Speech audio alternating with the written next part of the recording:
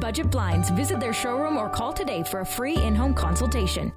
And Moses joins us for a first look at sports, and we begin with the Lakeland Rustlers women's basketball team, specifically one newcomer that's been added to its arsenal. Well, despite their record they had going into the new year at 12-0, head coach Chris King, he kind of felt that this team needed something, an extra boost, especially in the shooting department. Our Nahreman Issa caught up with the newest Rustler and has more. I thought it was a joke at first.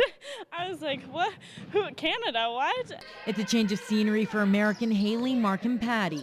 The Spokane, Washington product now calls the border city home after being recruited before the Christmas break. I'm just kind of a hard worker, you know. I'm not like the most athletic. I'm not the tallest. But I think that work ethic kind of feeds. You feed off of each other, and you see one person getting on the floor, then it just is kind of a cycle, and that's how teams get up by 40. This is the first in 8 seasons for head coach Chris King to bring in a player mid-season, but says it was an opportunity he couldn't miss out on. Other thing Hailey brings, being 22, she's mature, she's played long enough, she's very smart on defense, and it really just helps solidify our team. Hailey has played in just 4 games so far, but is fitting in well on the undefeated squad. The 5'4" guard may not be a big body on the court, but she brings a new element to their game to trip up the opposition. We saw it this weekend, the deep threat that she brings. If teams don't guard her, she's going to score a bunch of points. I think she had 15 or 17 points on Saturday. Then when they do have to guard her, it opens up driving lanes for Cameo and Tori and Nike and all of our really athletic players. So it brings a really good dynamic, and it kind of evens out our first unit, second unit.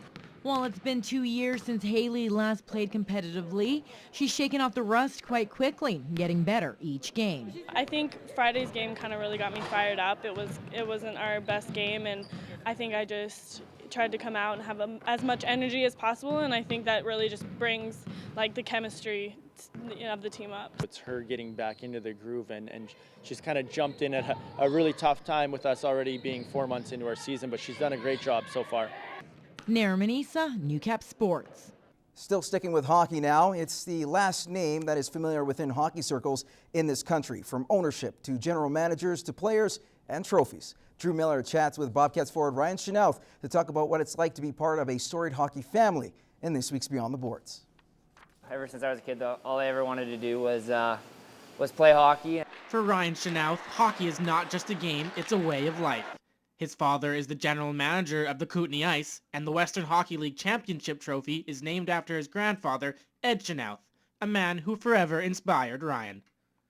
Just being around him, he was so knowledgeable about the game, and the respect he had in the hockey community was crazy, and I wish he was still around. I feel like I could have learned a lot more from him. His grandfather was the first full-time president of the WHL. Ed passed away in 2008, but left a lasting legacy on the league. Beginning stages of the league, it was it was known as a goon league, and he turned it around and gave players a chance to get their post-secondary education after hockey if the NHL doesn't work out. Ed Chynoweth also owned the Kootenay Ice. When he passed away, his father took over ownership, becoming owner and general manager, something that Ryan is planning on working toward. Kind of looking to take over from my old man. I'm planning on going to school next year and getting a business degree. So I'm looking forward to the next chapter of my life here. His hockey ties don't end at the CHL, as his uncle Dean Chynoweth used to play for the Islanders and Bruins of the NHL. My uncle was he was a tough guy, so get maybe a little bit of my edge from him, but not much. I mean, they've always supported me throughout my career. They've given me some tips along the way. With his hockey playing days almost behind him, Ryan is setting his sights on a new goal. Hopefully one day I can be a general manager or a coach somewhere in the hockey world, and I think that he'll have a huge influence on that. Drew Miller, Newcap Sports.